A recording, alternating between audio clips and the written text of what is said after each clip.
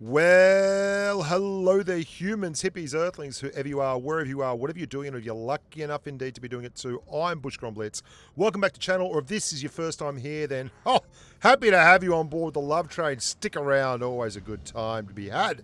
This is the Grille 15, crackerjack tank, does a lot of things well, does some things very, very badly, but it's a tank that I'll tell you what it does do, it fills up my inbox. I get so many people sending me big damage games in the Grille 15, and I wanted to highlight 3 of them this week. And these are games that are going to be headlined by a particularly amazing game that you'll see very, very soon. But they're all very cool games, all 3 of them.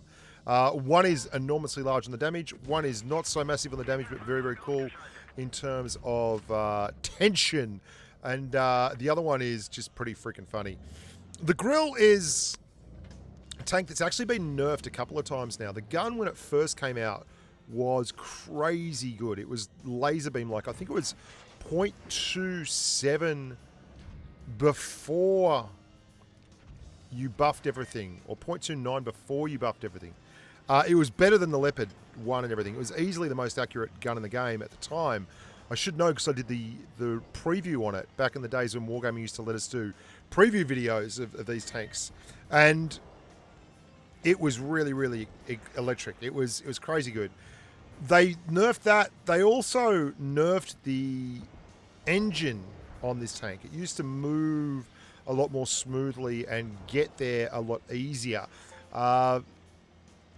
It's a funny one when they nerf and buff these things because a lot of the time they don't feel deserved.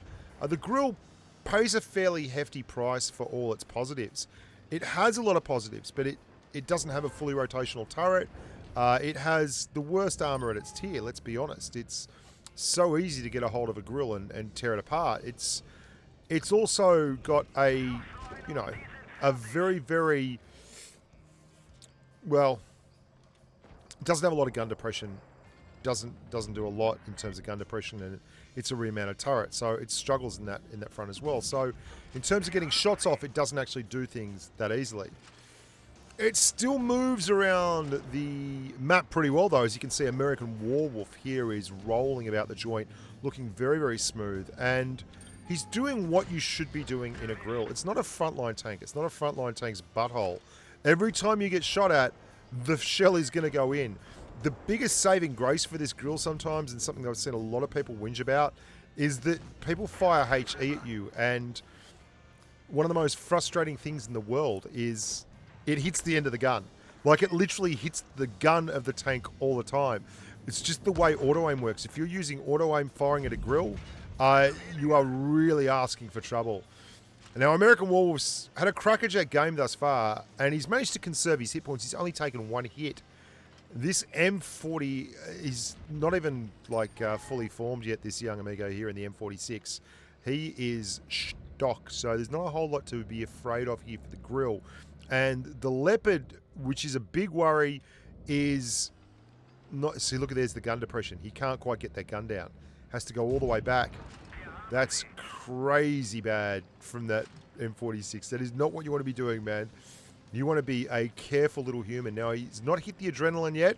He's trying to get away from this Leo 1, who is pumping up behind him and is probably going to get a good shot in. And he does. He gets a nice HE shot in. But the Grille still has plenty left in the ticker. Now, the big problem here is that he doesn't have enough caps, and the Leopard is going to go on cap A. So it's actually quite cool that the Grille has been thoughtful enough that American has pushed all the way down here and got stuck into that cap. And that's moved the Leo. The Leo is now coming back this way. This is very, very dodgy for the Grille. He's got that. He's got that cap. Oh, not the Leo. What am I saying? The wrong German. E50M. It's the wrong German. Now here he comes. Hits the adrenaline finally as the 50M comes storming in. Got to watch out for the Ram. 622. Ow! Oh, that's... Oh, even more ow! This has to go in. Come on. Good HE shell. Wee Hansi, baby. Nice work there. American Werewolf. That was really, really cool. Good game. 6 kills in the Grille. Not monster damage, but I thought the game was pretty cool. Was a Kolobanov with a legit kill to finish it, and plenty of hard yards done there. Playing the Grille really, really sensibly. This game is very, very different, and this is actually a really, really good game. Watch through to the end of this one, boys and girls. It's a crackerjack. Now, Orange Demon is doing all kinds of things right here. He's not isolated himself off. One of the biggest issues that you have in the Grille is figuring out when to push and when... Oh, there goes the 1,014. Whee! That is an awful lot of Pacific pesos. That is a lot of hurt. And that's one of the reasons why, for all the positives that the Grille possesses, there are so many opportunities for it to come a cropper. You can see he's running the camo net here. Now, this is absolutely a necessity on a Grille. You don't want to be running around spotting targets. Your job is to stay stealthed up until you get the opportunity to take a shot, and then you just get the hell out of town. One thing that a lot of people don't realize is how crappy the Grille's armor profile is. It's horrific. It's a really, not armor profile, camo profile is. It's a really poor camo profile. So you want to make sure that you are the master of the bush camping, stit petting, Grille driving brigade, because if you don't really pay attention to both your position on the map and the cover you've got on your flanks, but also to the likelihood of yourself being spotted after a shot, then it can literally be curtains for you. A 183 will take 80% of your hit point pool like that with Hesh. So you've got to be very, very prepared to move, groove, and shake your funky thing rather than just sit there and be very static with it. The best place for the Grille is supporting, slightly back, left of center. You do not want to be on the front line. Now, it's not saying it can't be done, and it hasn't been done, and we haven't done it. It's just not a thing that you want to be utilizing in your gameplay too often, because as you see there, everything goes in. All you've got to do is make one bad trade, and it can really stun you. 3 on 5 now, and our amigo, the orange, is looking to have really screwed this. He's in a bad spot. He's got to start clearing some targets. This IS-8 would be a good place to start. And he rolls super, super high on that IS-8. 760. That is ridiculous. Absolutely ridiculous. I'll buy that for $1. Now the pattern gets a little bit ambitious here. It starts pushing up. The Grille still has 2 tanks behind him, and he is going to find a space for the pattern in his little heart. There he is. Poor old pattern.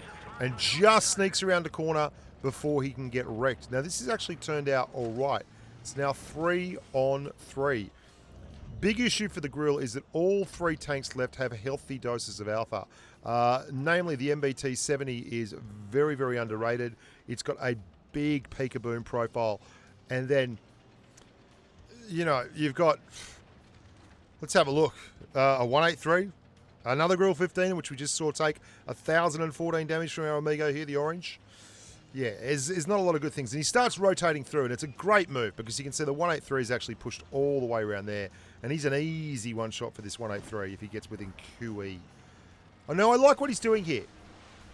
It's not exactly chivalrous, but he doesn't have any kind of armor profile. And he's got a great gun. The only way he's going to be able to use this is from the back of the map. Basically, everyone out there right now just about is a one-shot. The MBT-70 over there. The go. Yep. Sitting down. 2 left, but there's a lot of hit points on the bone for that 183. The other Grille 15, he's going to be a lot easier to deal with. There he is. He's managed to take out the MBT-70 of the good guys. And now we're looking for that 183 and that other Grille. Still 1:10 left. Things are getting tense. I told you, these are great games. These Grille games are all fantastic. Really, really cool. And he's going to do the old Grille back it up, back it up, back it up one time. Now, this is really a common trait of the Grilles where you see them. Oh! Hello! Ow, ow, ow, ow! Oh my god, he rolls into 9 hit points. He's hit the adrenaline. That 183 should not be pushing. That's crazy. And he gets a shot in. 40 seconds left. Both of them are a one-shot. 9 hit points. The second Grille's into it. Here he goes. He's backed it up. He's got one on the reload. Fire! Instantaneous death. Draw. What a classic. They, it was so close. 6,380 damage, 6 kills. Really funny game. 3K for that Grille 15 who got hammered at the start. Good on him. Here's the last game. This is a perler.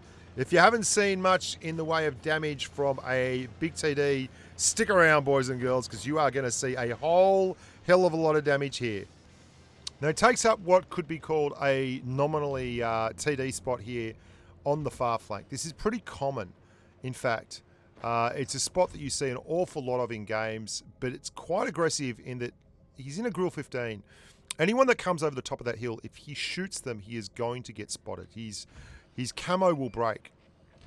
It's a little bit risky, but it pays immediate dividends with a huge shot on the waffle tractor there. That is an absolutely monstrous way to start the game. And he does it just in time. You can see the E100 comes around the corner. Now, his big issue here is as soon as he fires, he's got to get out of there, because if he doesn't get out of there, he is going to be spotted, dotted, and garroted. Manages to get back just in time as the E100 goes in the reload, but he is definitely going to be a high-profile target for everyone on the enemy team. And there are a couple of big guns over there. Those two E100s both got 150mm guns, a Grille, a waffle. The E100, though, has been way too aggressive there and is going to get absolutely spanked for it. The second E100 is going to get there, but he's going to have enough time. If the E100 takes a shot, he may be able to back it all the way down to get that shot. A little bit of luck goes a long, long way, but he is already up to 3,000 damage under 2 minutes into the game. So that'll certainly bring the crowds back. Moving backwards and forwards, it doesn't want to get spotted and wrecked by those big guns, but can't get the gun working. Another issue with the Grille is the gun depression and the gun elevation can be very, very screwy. That is a monster roll. 757 into that 54E1. We've seen a couple of huge AP rolls for a tank that has 640 alpha. That is an awful lot above the average. Things are going pretty poorly, though. The rest of the team is not quite pulling the numbers that he's pulling, and that can be seen as the flank has absolutely collapsed and been torn asunder. There's an ST1 in spawn there who is currently role-playing. Ow, ow, ow, ow. Oh, my God. There's another 1,000 damage roll. In fact, that's closer to 1,100. That's a monstrous big number on the Grille, and he's up to nearly 5,000 damage now. And that Grille wants to try him out again and cops one right between the eyeballs. 5,400 damage. Geez, it'd be nice if that ST1 wasn't sitting there at the number 1 marker in the spawn. Dodges one perfectly from the VK4502B, but there's just a lot of tanks. There's a lot of tanks coming in. The ST1, he might have had a little bit of an internet connection issue there. Goes out of the zoom mode just as he presses the button and unfortunately doesn't get the reward. Is currently hiding down the back here, waiting for this E50M to rock and roll, and has made the note of, he's made the prerequisite contractual obligated SOS, waiting for that E50M to present. Does so, tracks him, gets one back, and has hit the adrenaline. So if the 50M really pushes up here, he's going to be punished. He's going to get another shot into the 50M. He's going to trade, another trade, and that's 2 big trades for that 50M. That is brutal. The 50M has bled out hard there, and he's going to make a third one to clear him if he doesn't watch out. Here comes the 54E1, so he's got 2 on him here. The IS-7 does the business, has to get this 50M cleared, does so with consummate ease, and moves on to 7,100 damage. Oh, dodges a bullet there.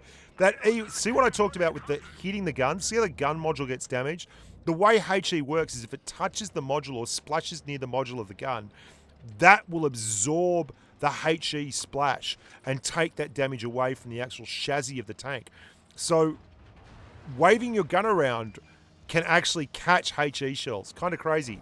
And he's moving away from that IS-7. Now that's a bit of a controversial move here.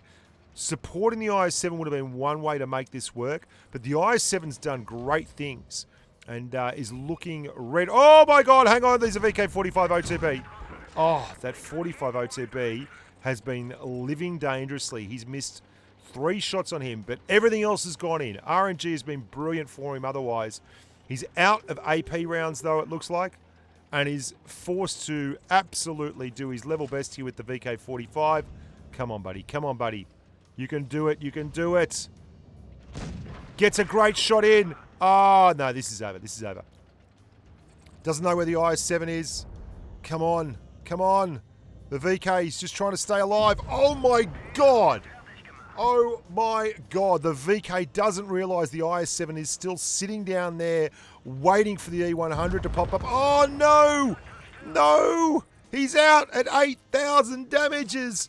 It's all down to this E-100 versus the IS-7, and the E-100 can one-shot him. Oh, what a diabolical situation, and it is not to be. So it's a loss, but oh my good God, that was a hell of an attempt at the win. 8,004 damage, a mastery in defeat, a high caliber, you know, the whole bells and whistles, and deserves absolutely everything to do with it. Great Tank the Grille, great fun game, and really, really a hell of a way to go out in second place. I hope you guys enjoyed that. I'm Bushka. Thank you so much for watching. The channel's really kicking along at the moment. We're getting a whole lot of people subbing up. Well over 500,000 views every 28 days again. And yeah, just enjoying my time in tanks. Enjoying doing the live streams and enjoying the community. So look after yourselves. And until next time, stay safe on the battlefield. Bye for now.